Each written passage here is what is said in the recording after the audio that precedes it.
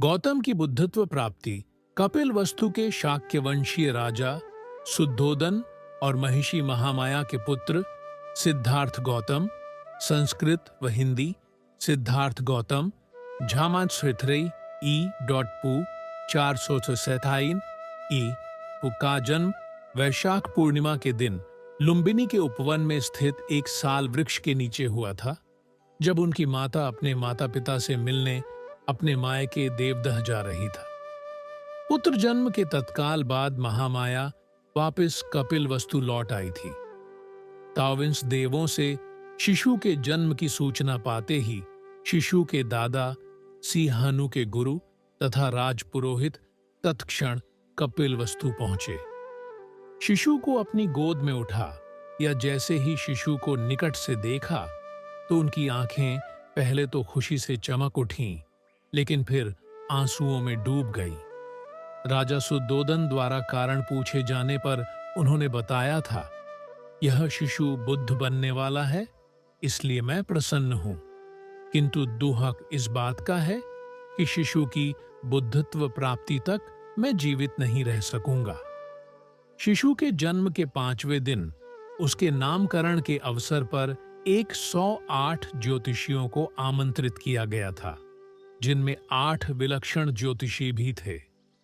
उन 8 में से 6 राम, धज, लक्ष्मण, मंती, भोज और सुदंत ने यह भविष्यवाणी की थी कि वह शिशु या तो चक्रवर्ती सम्राट बनेगा या एक बुद्ध। किंतु सबसे कम उम्र के ज्योतिषी कौंडन का कथन था कि वह शिशु निश्चित रूप से एक बुद्ध बनेगा। शिशु का नाम सिद्धार्थ गौतम रखा गया। 7वें दिन सिद्धार्थ की माता का देहांत हो गया। तब उसके लालन पालन का दायित्व उसकी मौसी महापाजापति ने लिया। वह भी शुद्धोदन की एक रानी थी और उनका विवाह भी शुद्धोदन के साथ उसी दिन हुआ था जिस दिन महामाया का। 16 वर्ष की अवस्था में सिद्धार्थ ने शाक्यों की एक सभा में अपने अद्भुत युद्ध कौशल दिखाए। सारभड़क जातक के अनुसार तो उन्होंने एक ऐसे धनुष को उठा अपने कर्तव्य दिखाए थे जिसे 1000 आदमी मिलकर भी नहीं उठा सकते थे। किंवदंती तो यह है कि उनके शौर्य से प्रसन्न हो उन्हें 40,000 शाक्य कन्याओं के हाथ प्राप्त हुए थे, जिनमें सुधबुद्ध की राजकुमारी बिंबा उनकी प्रमुख रानी बनी थी, जो बाद में राहुलमता के नाम से बौद्ध साहित्य में विख्यात हैं। इन बिंबा ही भद्दकच्छा, सुभद्दका और यशोधरा, हिंदी संस्कृत यशोधरा के नाम से जानी जाती हैं। 29 वर्षों तक ठरभ, ठसुरभ और ठसुभ नामक प्रासादों में राज वैभव भोगने के बाद सिद्धार्थ संसार से विमुक्त हो सन्यास को उन्मुख हुए। कहा जाता है कि उन्होंने एक बार किसी रोगी को देखा और अनुभव किया कि हर कोई जो पैदा होता है रोग और व्याधि से पीड़ित होता रहता है। फिर उन्होंने किसी वृद्ध को देखा। इससे उन्हें यह विदित हुआ कि हर कोई जो जन्म लेता है कालांतर में वृद्ध भी होता है तथा उसके हाथ पैर शिथिल और जर्जर हो जाते हैं। फिर जब उन्होंने एक मृत को देखा तो यह ज्ञान पाया कि हर कोई जो जन्म लेता है एक दिन मृत हो अपने संसार और नश्वर शरीर को भी छोड़ जाता है। तब सारे सुख, सुविधाओं और वैभव की वस्तुएं निरर्थक हो जाती है। अतः संसार सारहीन है।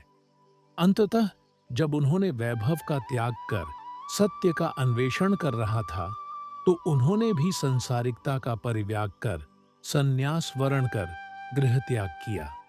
शाक्य, कोली और मल्ल राज्यों को पार कर सन्यासी के रूप में वे राजगीर आदि स्थानों पर भटकने लगे। इसी क्रम में उन्होंने अकार ककाम और उद्धकराम पुत्र को अपना गुरु बनाया, किंतु उनके दर्शन व विचार से वे संतुष्ट नहीं हुए। अतः वे उरुवेका के सेनानी गांव पहुंचे और 6 वर्षा तक 5 भिक्षुओं के साहचर्य में कठिन तपस्या की। कठिन चरम तप, दो मार्ग की अनुपभुक्तता, जान पुनः वे साधारण भोजन ग्रहण करने को प्रेरित हुए, जिससे खिन्न हो उनके 5 भिक्षु मित्र, खिन्न हो उनका साथ छोड़ सारनाथ के इसिप्त मिगदाट को प्रस्थान कर गए। सिद्धार्थ की साधारण भोजन ग्रहण करने की इच्छा सुजाता नाम की एक कन्या ने सोने की कटोरी में खीर अर्पित कर पूरी की। वह दिन वैशाख पूर्णिमा का था। गौतम ने निरंजरा नदी में स्नान कर खीर खाई और फिर कटोरी नदी में ही छोड़ दी, जो डूबती हुई नागराज काल के निवास स्थान पर जा पहुंची थी। फिर सारा दिन साल उपवन में व्यतीत कर शाम को वे पीपल के एक पेड़ के नीचे जा बैठे। वहीं सोतीय नामक एक घसियारे ने उन्हें 8 मुट्ठी घास दिए। घास को उन्होंने पूर्व दिशा की ओर रख उसकी आसनी बनाई। फिर उस पर बैठकर उन्होंने यह प्रतिज्ञा की कि जब तक वे बोधि नहीं प्राप्त करते तब तक वहां से नहीं उठेंगे। उनकी प्रतिज्ञा के तेज से महाब्रह्म और सारे देव उनके सामने प्रकट हो उनकी स्तुति करने लगे। किंतु उनकी दृढ़ मार शैतान ने उन पर आक्रमण किया, जिसके भय से सारे देव वहां से भाग खड़े हुए। मार से उनकी रक्षा तब केवल 10 पारमियों ने की। इन पार